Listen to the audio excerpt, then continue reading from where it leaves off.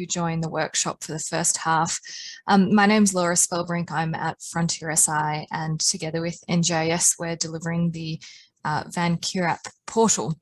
So today we wanted to go through where we're at so far and really seeking your feedback. We'll show you where we've got to, give an update and seek your feedback as to where we are so far. We've got about an hour, so staff, next slide, please. So we just wanted to do a quick introduction to Frontier SI and NGIS. We'll also then go straight through to a demonstration. So looking at the available data, the current functionality of the portal, as well as the planned functionality. And then we'll head into a feedback session. So we'd love to hear from you, your thoughts so far, and make sure that we are meeting the requirements that you have. We can talk about a couple of options that there are there, then moving through to next steps and the additional data sets that will be pulled into the portal and our plans moving forward. So before I go through, just do a quick overview of what the portal is about, and I'm sure, you're all aware, but I just wanted to give Stafford and Stafford Smith and Nathan Eaton from NGIS a chance to introduce themselves if they haven't been able to already. Staff, Nathan? Yeah, I can go. So yeah, hi everybody. Nice to meet everyone. So yeah, I'm based in Perth and work for NGIS with Nathan. And I'm a web developer working on building the portal. And I've got a real background in land management and yeah, working with all kinds of different stakeholders and GIS and mapping and that kind of thing. And yeah, happy to be working on this. And maybe I can hand over to Nathan. Hey guys, yeah. So Nathan from NGIS. So I think I've met most of the people before. So as we go through this presentation, I think Staff's going to really step through what he's coming up with. And then depending on time, Jeff, I'm not sure how you want to play it, but if we run out of time, we're quite happy to send through some of these slides and then to organise another session to get feedback, because this will be the first time that you've probably seen some of the outputs we've created. So quite happy to look at that, Jeff, if you think that's a good approach with engaging with the broader team. Back to you, Steph. Okay, great. So Laura, shall I take it from here, or did you want to do anything else? Sure, Steph. Yep. Okay, great.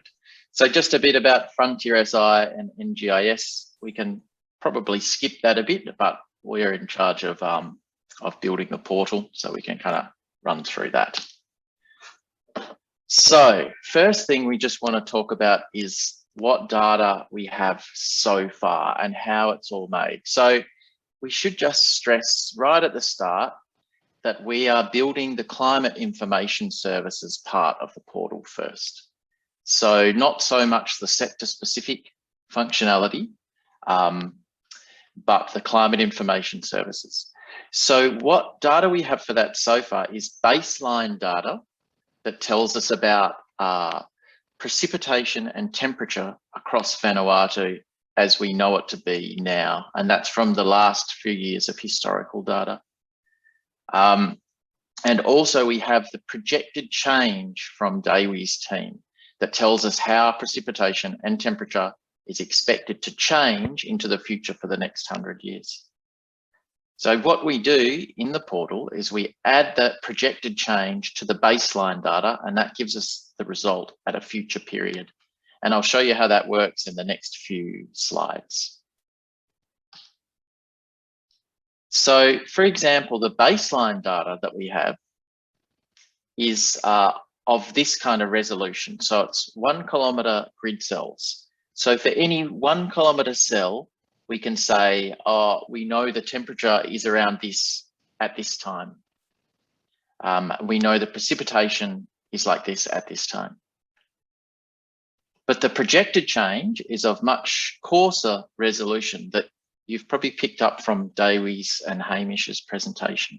Because it's so much science behind projecting this kind of thing, we can't know with really great spatial certainty, but we can know at a sharper detail than just North, Central and South Vanuatu. We can say, for example, across the islands, that anything in this square here, so this is an example. This is for, I think the period 2050, something like that. Given one kind of climate model, we expect in this area things to go up 0.5 degree, but in this area below it, slightly less. And in that area below it, slightly less again. So there's some spatial precision to the projections, which is really useful because the portal takes a map-based approach. So you can tell it at even sharper detail than just north, central or south. You can, yeah, so that will make a bit more sense in the next few slides as well. But just to give you an idea of how we are building the projections in the portal. So once again, just to reiterate, this is an idea of how the entry to the portal will look once it's all finished at the end of next year, that we will have a different entry point for all of the sectors. But we also will have this basic climate information services functionality that will underpin a lot of the functionality of the sector specific functionality as well. So we are in this stage of the project working on this climate information services to get that nailed down and working the best before we go into the sector specific requirements.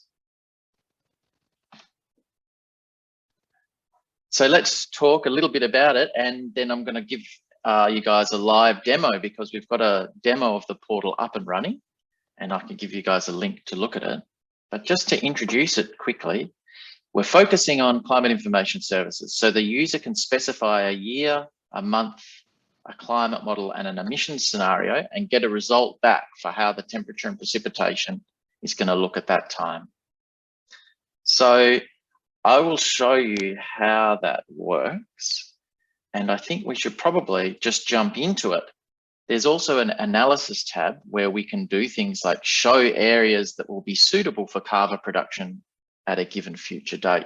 So I think what I'm going to do is switch over to a different screen share and show you guys the portal. Now what I'll do is I'll just go stop sharing. Can everybody hear me okay? Cool. Yep. Yep, perfect, mate. Yes, we can hear. Great, thank you.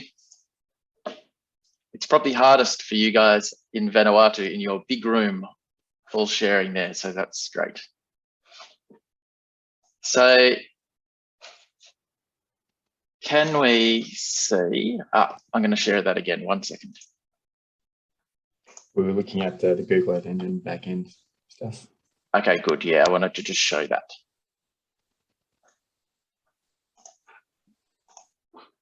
All right, so just quickly, I'll show you the way that it works. So how we've done it is we have this code in something called Google Earth Engine, and we can specify a climate model here, an experiment or an emissions scenario, a month and a year. And when we run that code, what that does is it will take the baseline data and add the projections to it and give us back these results. So the layers that we get back are a precipitation map, a temperature minimum map, a temperature max map, and a precipitation map. So this is really handy, and we use these in the actual portal. So I just wanted to show you quickly that that's what's working in the back end, and that's how it all works. It's adding the projections to the baseline data. So I'm going to go to the portal now. Did that switch over on the screen share? Yep, got it. Okay, great. So what I'm going to do is I'm going to put this link in the chat, and then if anybody wants to, you're welcome to try out the portal. Perhaps after this, I'll just go through it live now, and then after the meeting, you guys are welcome to have an explore and give us some more feedback. It's early days, but we thought we would get something ready and working just to get people excited and show that it's actually happening, but there's more functionality planned. So let me just send that to everyone in the chat, not just Laura. And the login details I'll put here. So the username will be admin and the password will be VK test. So for now, I'll just run through it. So admin, VK test, and we log in. So this is actually running live on the net. So there we go, it's working. So this will be the Climate Information Services part of the portal. And what happens is when we log in, it loads a default projection. So just randomly, the default one is for the period 2020. And you can specify a month of the year, a climate model and an emissions scenario and get back the temperature and precipitation for all the islands. So as you can see, our results are more specific than just north, south and central. Let me just show you how it works. Say we're interested, I don't have all the data in there yet, but say we're interested in the year 2050. We want to know what the situation is going to be like then. We select 2050 and at the moment, the data is separated by month because, of course, of the great seasonal variation in these variables. So one thing I'm really interested to know is if annual averages are important or if wet season and dry season is important. But at the moment, it's separated by month. So we need to have a bit of a think about that. Let's say February. And let's say using this model. Here's another question that I'm interested in. Is do we want to know maybe best guess by averaging all the models? That could be useful because some people who use it, they won't know the difference between these models. Like I don't know in great detail myself. The emission scenario is something important though. So this is, you know, if greenhouse gases keep getting put out at a high rate, then global warming will be more. So we use this emission scenario 8.5. And if we click update, that sends this up to Google Earth Engine that calculates the climate for us and sends it back. So now we have across the whole island chain of Vanuatu and only Vanuatu, we can zoom in and see how the average temperature is predicted to be in the year 2050. We can also see the temperature max, because of course that's different, you know, the maximum temperature that they're expected to reach in this specific area here. And we can also see the minimum, because again, that will be different. And we can also see the precipitation. So as we would expect, there's wetter parts of the islands and drier parts of the islands. We can do a few things like be able to see the ground beneath, just standard mapping stuff. We can change the base map, that kind of thing. So is that making sense so far? I'm just going to pause and wait and make sure that people are following me because there's more to the portal, but just that bit first. Okay, got a thumbs up from Vanuatu, great. We'll move on. Actually, one thing, a point to note, is I wondered how useful is this part? Because, you know, you're just seeing a map with all of these colors here. And, you know, we already know that in the mountains, it's cooler. We already know that in the lowlands, it's going to be hotter. So how useful is that specifically? Maybe what we want to be able to do is actually click on a point and see what is the temperature expected to be at this point. Is that something that would be more useful? Because at the moment, it's just a picture, really.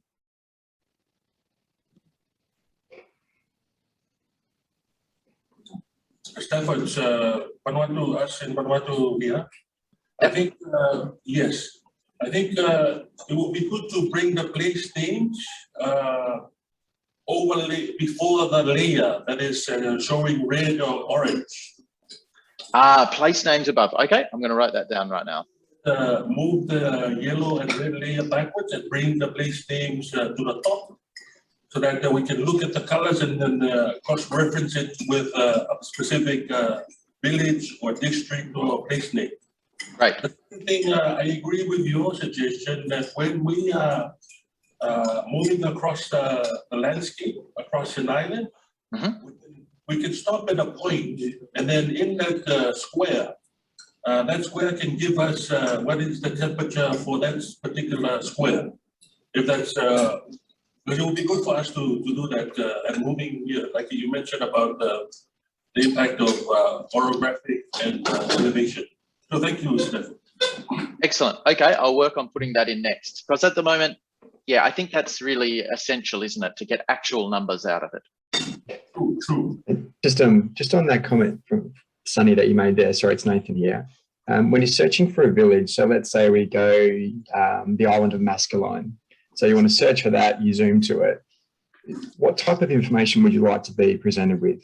So is it the delta change for Maskelyne from today's date to a future date for an average over that village area? Is it an indication of the minimum and maximum variation for that village area for, say, precipitation or temperature? Do you have some ideas of what you'd like to see when you actually have a village of interest? We're always thinking about the application of the tool and the information that will come out of the portal. And let me give you an example. That the Department of Local Affairs, sometime later this year, they will be going to all communities of Vanuatu to develop community plans.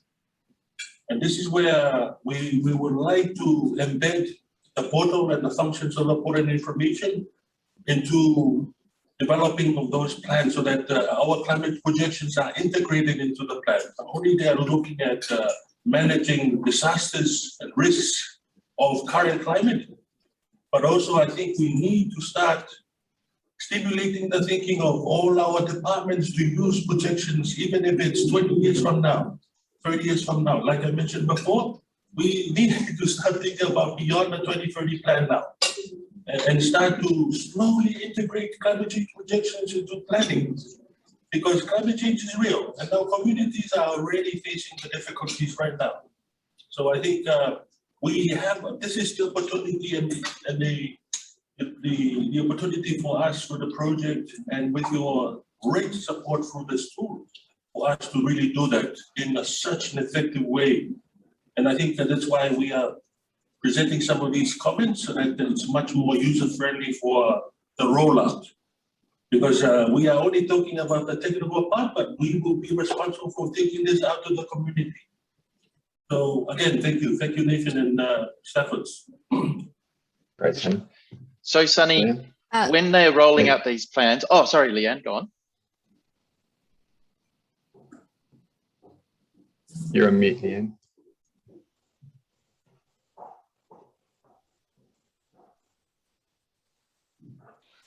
Is that better? Can you hear me now? Yep. Great. Sorry. Yeah, I just want to emphasize the point that Dewi made earlier about there is no one number. So we have to be very careful with people going in and choosing one map and thinking that might be the future for their 1 kilometre grid, which is all right. So I think one of the parts of this portal will be showing the limitations of what you can draw from looking at these fine resolution maps that are actually in some ways giving a bit, in some ways they're giving a little bit more accuracy than maybe was suggested by the global climate modelling community. So we just have to be really careful about not over emphasising the accuracy we can get from this information, okay? To that end, to balance both these needs, so with Sunny going, when the team goes out to roll out the plans are for an area, they're not so much for a point. And as Leanne's saying, if we click on just one point, we might get a misleading number. But what I was thinking is if the user can say, we can say to the user, what is your area of interest? And they can click on a shape on here and say, I'm interested in this region, which is this whole area here. And then it would return you the average for that area. So say it's an administrative area or somebody's farm or something like that, even though farms are probably small. Yeah, totally. Except one additional is that right now you're showing you're showing one model, all right, for one emission scenario future, okay? There's another few emission scenarios and we're showing 2 different models, all right? So again, this is one realisation of future climate among about, well, we're presenting for this project, I think 6. So that again, you have to say for this future scenario, this could happen. However, under this future scenario, this could happen. And we really have to be very careful about communicating that, okay? Is that something that would a like something to say, if you select climate model and say average of all, is that something that we could do? So like best guess is the average of all the models. I know that Dewi's team talked about that a little bit. We usually frame it in best case and worst case, which is what these models, the selected models, are representing. So we're showing a range by the models that you've got here in this tool. I don't know whether Dewi would like to have a comment here, because she's more, I'm kind of like just looking in, but Dewi's more designing how it will be. Dewi, are you there? Yes, and this is part of the conversation, Leanne. We have not making decision here. We are sort of, getting the feedback as well as the discussion. So this will be ongoing discussion. Okay. And I understand the question why Stefan sort of, asking those sort of question, because that is actually leading to this sort of, thing. For example, whether we need to put the median. Remember in my presentation, one of the way usually when we present projection is using the median, right?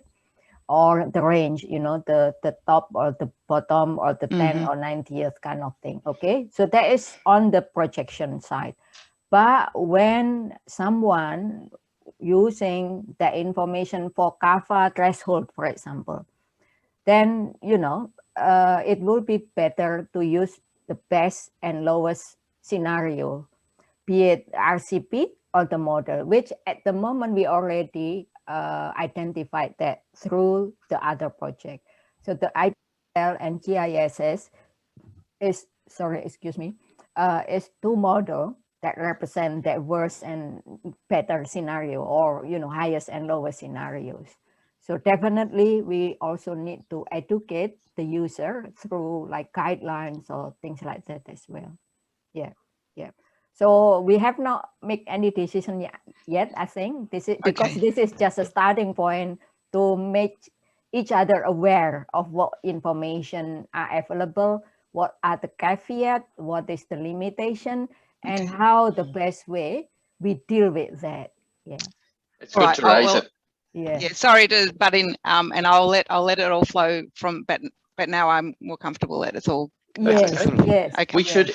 It will make more sense when we go into the analysis tab, but we should focus on the portal and not so much the data in this bit. But we should definitely talk about this more in the future for sure. I agree. We should just go through some more hands up. So the VMGD team has their hand up. Would you go next, please? Thank you. This is Alan. Hello, Alan. There's another layer, the administrative area, the area council. I think we have a layer where we can use that one as well over the islands. Yes, definitely. In the latest version, I've actually got the administrative areas, like the area councils, in, and they're ready to go. Is that what you mean, to have that information in there? Yes, already implemented, and you will be able to limit your analysis to an administrative area of your choice. Yes, I think that's what we were talking around here. So thank you. Excellent. And that will fix this issue a bit as well. If we average over that area, then it will make sense. Stefan Sadi here. In relation to Leanne's excellent input, I think we can resolve that issue with Amy's suggestion to have an advanced mode where it's only allowed for VMGD and the meteorological stuff. But I think let's also consider looking at having an average of all the models and make it available for the other sectoral users who can just look at the data at that average layer. But that's something that we can discuss moving forward. Excellent suggestion. Yes. Yeah. The other thing, I think, spinning to what Leanne was saying, when a user downloads the image that she is looking at or he is looking at, then there shall be a window that pops up and tells us that this is the information coming off this model and should not be used in any way, like Leanne was mentioning, so that there is a warning before people download the map file into a JPEG or another format and use it for reports. So just another layer of giving additional information to the user that should not be interpreted in a certain way. Excellent idea, Sunny. It's on the list. And if I may add as well, one of the lists that Stafford and us thinking is we limited the level of zooming in. We will not, allow the user to zooming in a very, very, very, very detailed like that. We will just, let the user zoom until a certain level, which is sort of more realistic or more sort of, having a physical sort of, robustness rather than giving a false impression of a certain thing. Going to here or something. Yes. You should only be able to zoom into about this level, something like that. Yes. Yes. That is on the list as well. So welcome any comment on that, please, everyone. The VMGD team, you still have your hand up. Another comment?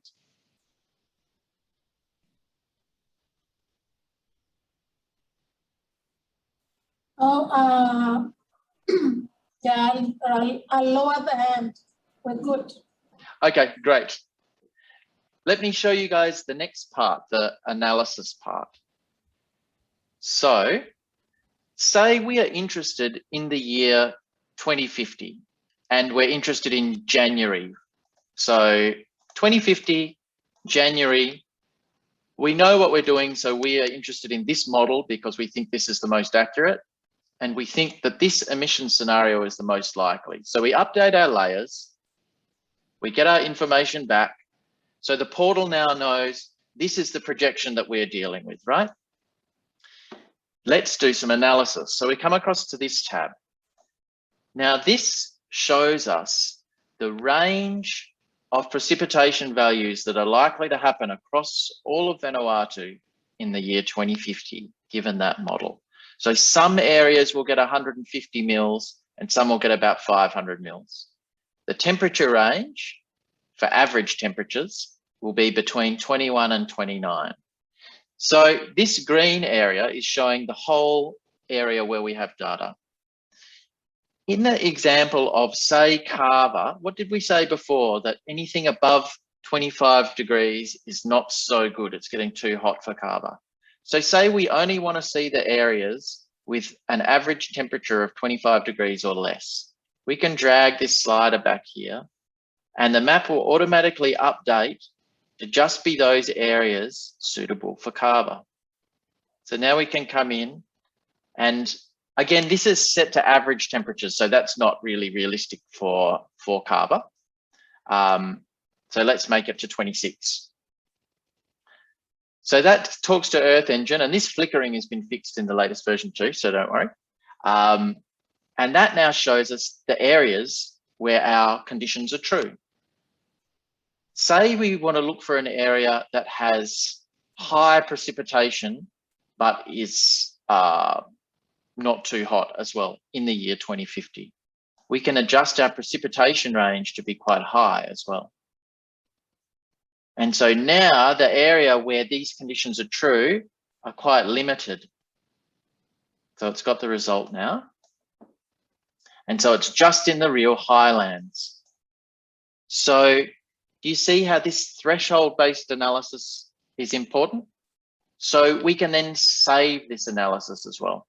And we can save that and say, high rainfall, low temperature. And we can save that.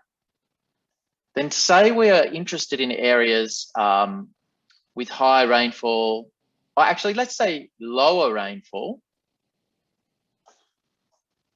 and see where that shows us.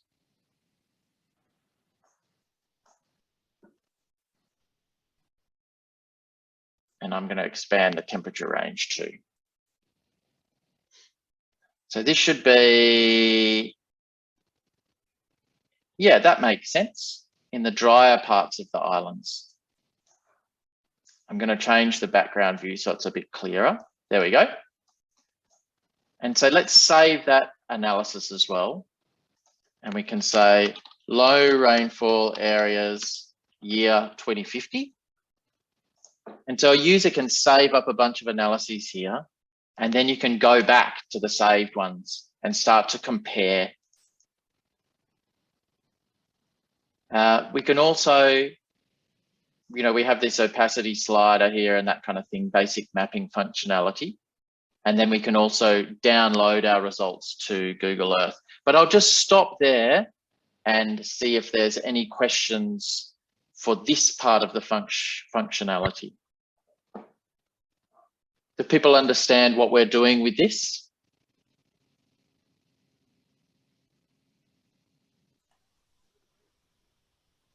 VMGD, you have your hand up? Go for it. Hamish, there's no question from this end, just praises that this function is now is available, because now we are already seeing how impactful this option would be for sectoral applications. Great. We have a health representative here, member of the NAB, and we could use, look at temperature or rainfall regimes that can trigger things like dengue, incidences of all these waterborne or sector-borne impacts. I mean, we could actually look at, what are these impacts in the future, looking at the projections. That's you just great. showed another example of looking at high elevated areas. So again, the application will be for the Department of Environment or Forestry. They can actually look at what will be the changes of vegetation cover for the mountains of Vanuatu. And right now, Forestry are doing forestry surveys. So again, to link the projections to that current work, this is also another application of looking ahead 2050 and how the vegetation cover will be influenced by the changes in the climate, looking at rainfall, precipitation, and temperature parameters, looking at this model. So again, thank you so much. Pleasure, that's great. Further to what you're saying, Sunny, should we have another slider? If we think of this as multi-criteria analysis, if we had another parameter here for elevation, would that be perhaps useful? So we could further limit the results to just the highlands or the lowlands? There's a big yes from this end, Stanford, because we know that with increasing temperature, there will be, in the future, that is, there will be vegetation movement from the coastline all the way up. And there will also, like we have, I think there's published work in Papua New Guinea where malaria is also going up to the highlands simply because of increasing temperature in the highlands. Whereas previously, malaria did not manifest in these very cold areas up in the mountains. But because of climate change, increasing temperature, malaria is coming up. The conditions for mosquito is now very ideal for mosquitoes to come up to areas where previously we didn't have malaria. So I think we need to look at these applications for Vanuatu as well. Excellent. So this is for the health sector. That's a really great use case. And we could have some almost pre-programmed analyses where you could click on a button and it would move the sliders to a situation that is really optimal for mosquito breeding, something like that. We could think around those lines. The way we have it at the moment is really scalable. So it's built to allow this to really expand into much higher number of users and different use cases. And we can scale up the number of parameters we have for this multi-criteria analysis. So we have at the moment precipitation and temperature. We can add elevation. We can add sliders where maybe just the maximum temperature is important. I think that's the one for Carver. So you could limit the maximum temperature to nothing above 25. So it's really scalable.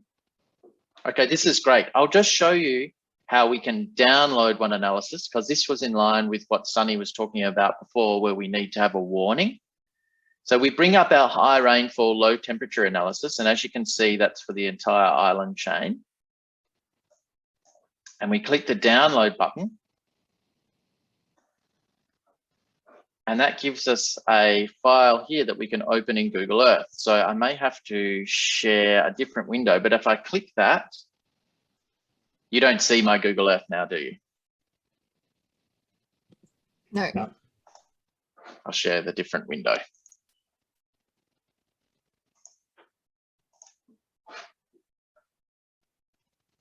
So that opens, that's the one we downloaded. That opens our analysis result in Google Earth. And then we can start to look at things in more detail in 3D about those areas that were important for us, the lowland areas.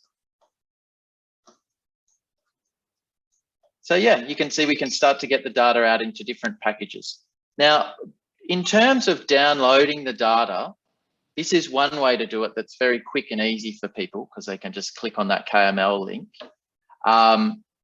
What else do people think might be useful? Sunny mentioned as a shapefile. What else would we be looking for here?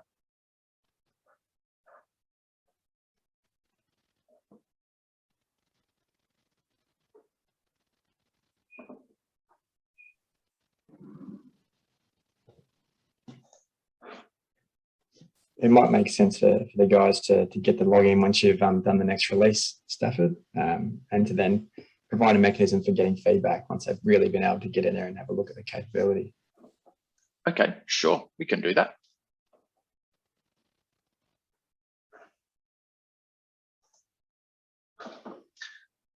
All right, so I might just go back to the presentation now, and we can talk through a bit of that while we still have a little bit of time left.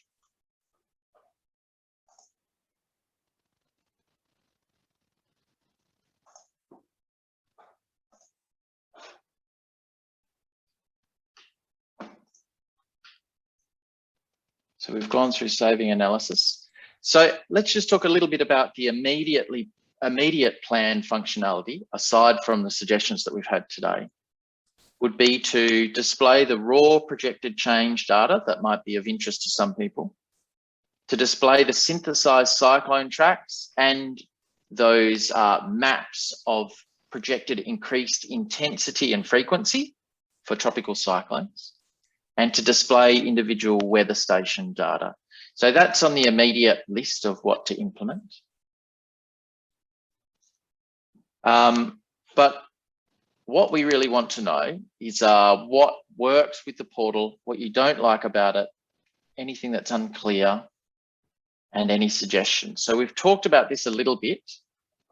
I feel like we have covered these questions quite a bit. Is there anything else to add to this?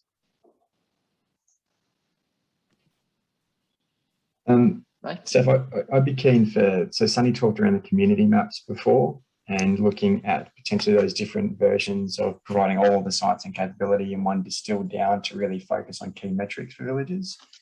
I'm wondering, Sunny, if you have some examples of those community reports that we could start to have a look at to make sure we're aligned with what you're doing there.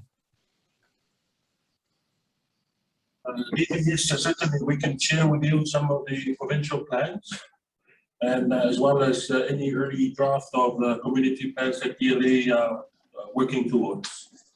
So definitely we can send some of this across. Great.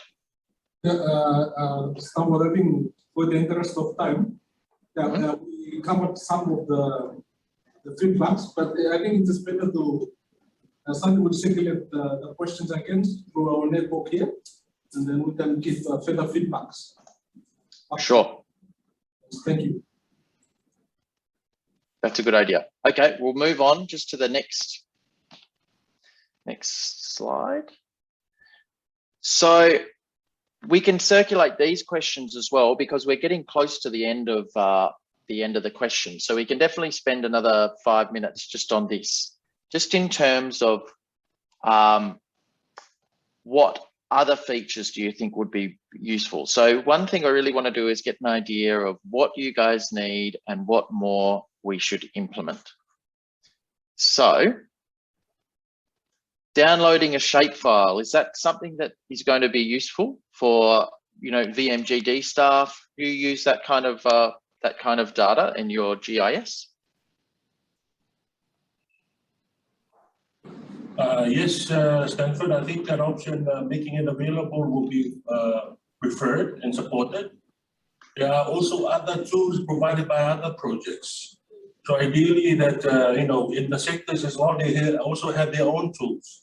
But it would be good to download a file that compatible with existing, you know, tools that are operating in the health department and agriculture, so that when we send across the file, they can actually overlay their own sectoral data on top and make their own analysis rather than bringing that sector data into the portal. So I think, yeah, your suggestion to have sheet files. I think image files are also good for reporting. But again, we will circulate the survey to all our members and the NAB, you know, membership, and then come back to you with certainty in the types of files we want, please. Great. And so that'll be definitely part of the sector implementations, downloading data in a format that feeds into the systems already used by each sector. Great. Jeff? Thanks, Stafford. Hey, question to colleagues in Vanuatu. One of the things we've discussed at this end is the possibility of having some sort of functionality for the portal, which will allow uploading of information around the sort of the citizen science type idea. It could be simple information, just, you know, photo imagery, photos, local notes, observations, anything that can build out build out the richness of the climate data that we're presenting through the portal, and essentially non-climate data, if you like, but it can still be climate related. As I said, it could be photos of climate events, weather events, etc. Would that be something of interest to you all in Vanuatu? I think from memory from our discussions, Stafford and Nathan, it's pretty straightforward to do this. We'd have to think about the formatting and so forth and how to present it, but the actual uploading, I think, is relatively straightforward, particularly if we could do it via some sort of phone app or something that is appropriately formatted and interface with the portal in a kind of seamless way. But before we talk about the technical challenges, Sunny Moira and Team Vanuatu, would this be of something of interest to you all? Particularly think about the community climate change centres and the engagement with local communities, and whether this might be helpful. Thank you. Thank you, Jeff. We are all nodding our heads on this side. Yes, definitely that would be a very useful part of the portal, whereby, yes, we can have our climate champions from all the different communities, 12 community climate centers, to be able to provide this kind of feedback or reports of what's happening within the area. Thank you. Thanks, Maura. And it might be useful to get a comment from Stafford just on the technical side of things. But I'm just wondering, is Linda still online from BOM? Because Linda, this might be something I've often thought, and I'm sure others have thought about, how this might be a useful functionality to also build out the richness of the TK, the traditional knowledge story. And just wondering if this is something that you're thinking about over at the Bureau that might be useful, or whether you've already thought of this and looking at it by some other means. Thank you. Yeah, thanks. Yes, we are looking at an app that's going to record traditional knowledge in terms of what's happening with the plants and the animals. I think at the moment that data is best stored in a TK database so that it's with the stories which have cultural sensitivity and therefore wouldn't be available to the public. But I do think this is the portal is a fantastic place to put images of impacts that they're seeing around their community of climate events. I think that would be a really great spot for it, or even just some of the things that they're doing in response to those impacts. For example, cyclone shelters that they're building, or food preservation techniques, things that link to climate events. Might just pass to Nathan on the technical aspects of this. Nath, what do you think about incorporating this? Yeah, I love the idea of incorporating the community science into this overall ecosystem. What we're really keen to do, I think Stafford showed the original landing page, if you like, is where we're really keen to have very specific products that are really focused on end user capability. So what would be great is to really identify where is the citizen science of most value. Is there a sector where we should be embedding this capability, or is it the community plans that Sunny talked around? If we were to have a version of the portal that was focused on a very visual dashboard for a community, is that then the place at which we can start to allow the community to actually contribute their own content as well? So I'd be keen, and maybe this is another session a little bit down the track, but I'd be keen to see how we can make it a really targeted capability as part of what we're doing. Sunny, did you or somebody mentioned climate champions? Is that so? In each community, is someone assigned to as a climate champion? Yes, thank you, Nathan, and thank you, Stafford, and thank you, Jeff, for bringing this topic of citizen science. I think this is one primary priority for us, is to include the community and use the community for feedback mechanism coming into Meteo in relation to verification of the forecasts and the impacts that they are facing. Yes, as part of the project delivery, we wish to utilize the capacity within the 5 sectors that we work with, and the citizen science functionality or capability will be rolled out through the sectors. So we'll be targeting the sectoral and the national level, but also at the community level. We have established 3 centers this year. And each of the 3 community climate centers is managed by a climate focal point. And these are government offices, area administrators, community liaison officers, climate change and disaster volunteers, volunteers who are measuring rainfall that is managed by VMGD. So all these people are climate focal points or climate champions. And this is where the potential for us to take this citizen science functionality to that level. And there will be 12 community centers across Vanuatu, 2 in each province. So we'll use that for each province, in each climate center, to report back any impact information that is happening, whether it's in the ocean, on land, and anything that is important to them. But I think it will also help VMGD develop an impact database to help support impact forecasting that they've longed for many years. But it's basically there's no official process or an established process for that data collection to be made.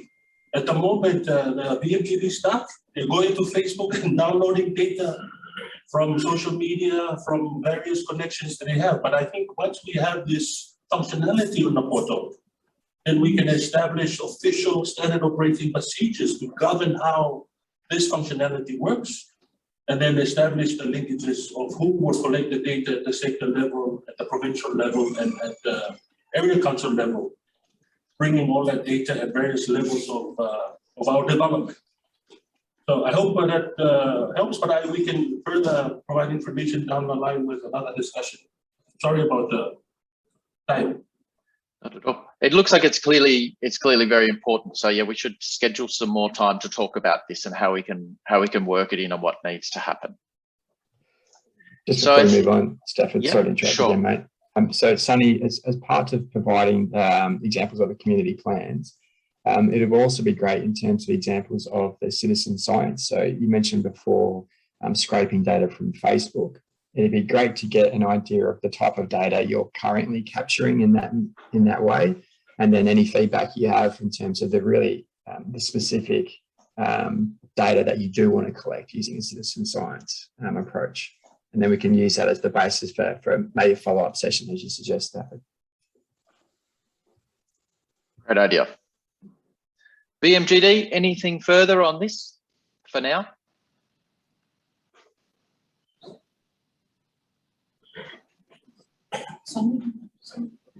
No, we're good, thank you. Okay, great.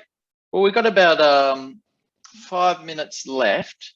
So in terms of other features, maybe we can get some more feedback on that later, but let's just touch on a few things. So downloading a shapefile will be important. Downloading an image for reporting.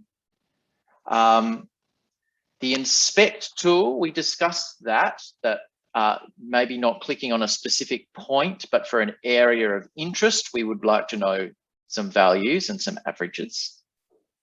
One thing I wondered, do you think are annual averages and seasonality important? I think there was something in the chat about this actually. Annual and seasonal climatology is important. Yes, go on. Yes, Stafford, that is actually, yes, it's very important. Vanuatu has these two main seasons, wet and dry.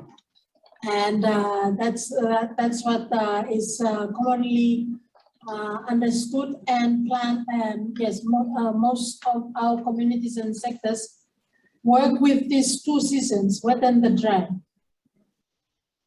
And is there a hard boundary between them, or does it change a bit? Like, can you definitely say these months are wet season and these months are dry season, or is it a bit tricky?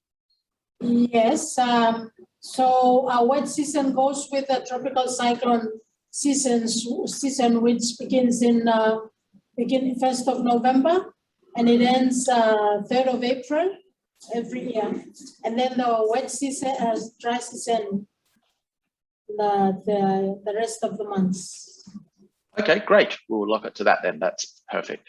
And just to add on that, Stafford, the projection also goes into the wet and dry season, and we already used the VMGD definition for that as well.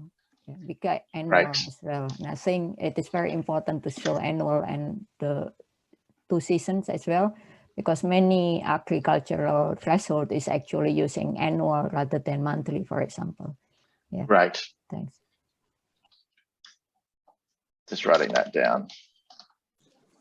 Right, we get some really good stuff. Yes, go on. Sunny here again. Sorry, one last thing. Is there a best practice on how to present this information for the special needs category of our population? What is the best practice in Australia and in other places? Because I think we need to also present this information to that a very important segment of our population in Vanuatu. That's great. Let me put that on the list, really thinking about accessibility. I think that's a great idea. Maybe we can have another entry to the portal that is really accessible. Nathan, what do you think about that? Yeah, absolutely. So accessibility and compliance with standards for accessibility is certainly on our cards for development of this portal. So I'm not sure if there's different standards that we need to adhere to in Vanuatu, Sunny, but we'll follow up with you on that to make sure we're covering our bases there. Great. So the last point I had on this for other features is, do you think it's important to see trends over time in the portal as we have it now? For example, showing a graph of how temperature is projected to change for an area council area, something like that? Because at the moment, the portal is basically, there's a view that's linked to one slice in time. But would we like to actually have another tab that says, show me a trend and show me some graphs?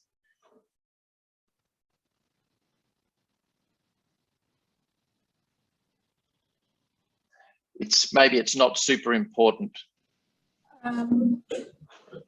Oh, yes, thank you, Stafford.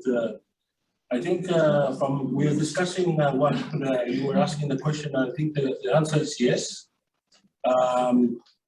From our experience using projections like the one we received in 2014 from the Pacific Climate Change Science Program, the difficulty in applying the national level projections to say a site-specific application where a project is operating or where a certain development activity is occurring, it's really difficult for people to trust what do we present, giving them the national one.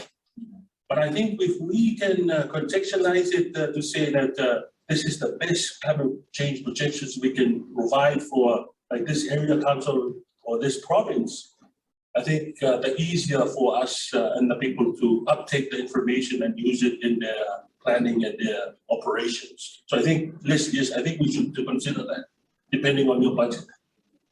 Okay, great. So the real benefit of the portal and the new projections that we have in this way of doing it is that we can see things at the province and the area council level, which hasn't really happened before. Yes. Correct. Okay, great. We'll make that a real focus of the portal then.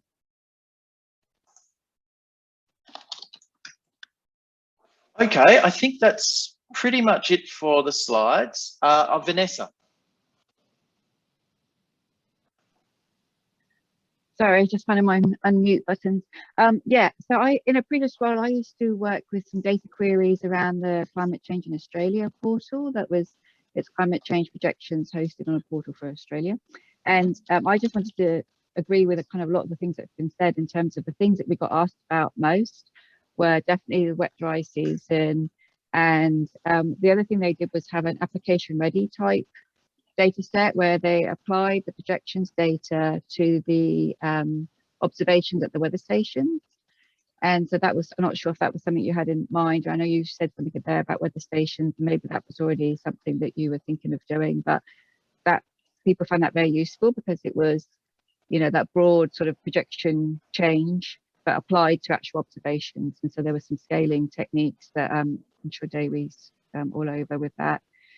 And the other thing, just in terms of the different models, I know people have been said as well about perhaps having that first entry, having the 10th, 50th and 90th percentile ranges coming up, because I think sort of people that aren't used to working in the climate sphere all the time, but need that data, I think it's much easier for them to get their heads around the range put into the 10th, 50th and 90th, rather than perhaps trying to work out which model's the hotter one and which one, because I think for some people that had entry to it, it was, it's kind of a bit confusing having one of these models. I'm just going to go with one model and I'm just going to take this value for that one model.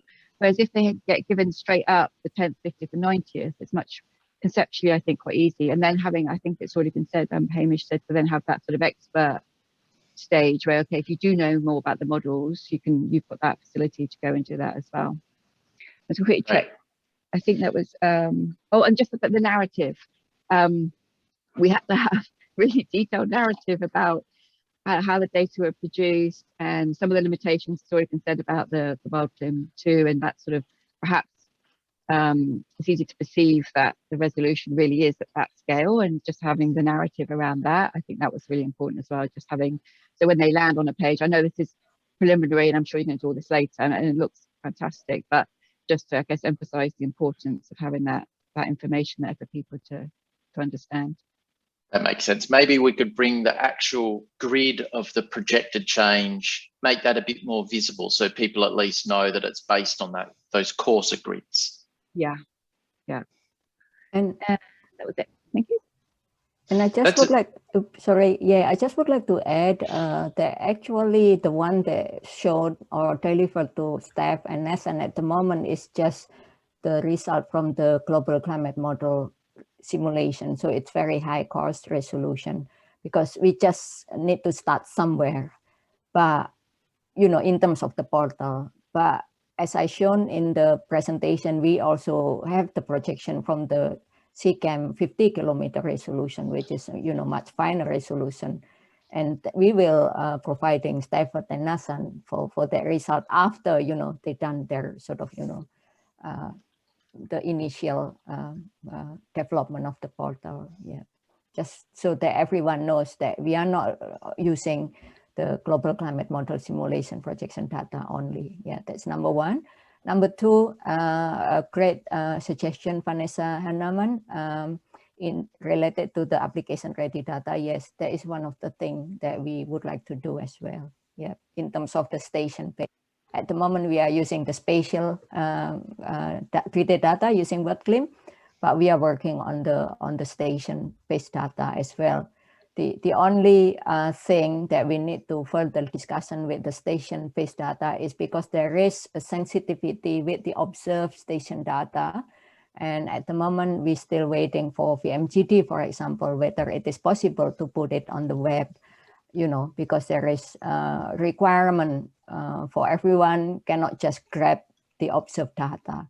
So this is still subject ongoing discussion. Because if we produce application ready data, we have to put both the observation as well as the protected chain. So in this case, we still in ongoing discussion with VMGD on how to do the best way on to deal with this. If, you know, yeah, thank you. Can I just very quickly add as well, so your thing about the time series, that was something that was people found really useful, and having that range on the time series as well for an area, that was people found that really useful too. So yes, thank you. Yeah. Okay, and great. Thank you also for your suggestion on you know, how the best way we show on map as well through the chat. That useful, yeah. So we have a list of suggestions which is very useful, I think. Stafford and Nathan, glad to hear that. Yeah. Yeah, that's great. I'm going to stay on and write down everything from the chat too and add it to the list. Well, I suppose we're running a bit out of time. Perhaps just quickly say about the next steps that we intend to do. Perhaps Laura, do you want to take over this last bit and talk about the next steps where we're about to, what we're working on next? Yeah, sure. Thanks, Stafford. And yeah, thank you everybody for those really useful suggestions. There's a lot to go on with, I think. I think one thing also, Stafford, that we didn't have a chance to mention was just about how, you know, you don't need the latest and best device to access the functionality of this portal. And that's something that we want to make sure that everybody's really aware of, that if you have connection to the internet, all the thinking and analysis that's going on behind the scenes is not happening on your device. It's actually, you know, you don't require something particularly high powered to access it. So an internet connection, and perhaps Stafford, you can provide a bit more information about the technical side of it, but not even necessarily a particularly fast one. It will just happen a bit slower. So I just wanted to make sure that people are aware that, you know, obviously this portal can do a lot of things already just from this quick demonstration of what Stafford has built so far, but there will be a lot more that it can do, but that doesn't mean that it's going to be particularly clunky or onerous for people who are actually using it. So we just wanted to make that clear. That's true. You can use an old computer. I've even been testing the portal as it is, just on my phone and on a tablet, and it works on all those things, because actually all the thinking to generate those maps happens on Google Earth Engine, which has its own big brain in the cloud. So yeah, that's all set up, ready to go. Yeah, just wanted to point that out. I think, yeah, so definitely the next step from here will be finding some time probably to go into a bit more detail from what we've touched on today. So I think a follow-up session for more feedback once Stafford has had a chance to look at some of the suggestions that have been brought up today. So Beck, maybe we can look at finding a time before the end of the year to follow up and to show what has been incorporated into the portal. So the next step will be to incorporate that and have a version by the end of the year, but really next year, and Stafford did touch on this, is where we'll be looking more at the sector specific functionalities and the sector portals, and I guess expanding upon what we have done with this first iteration.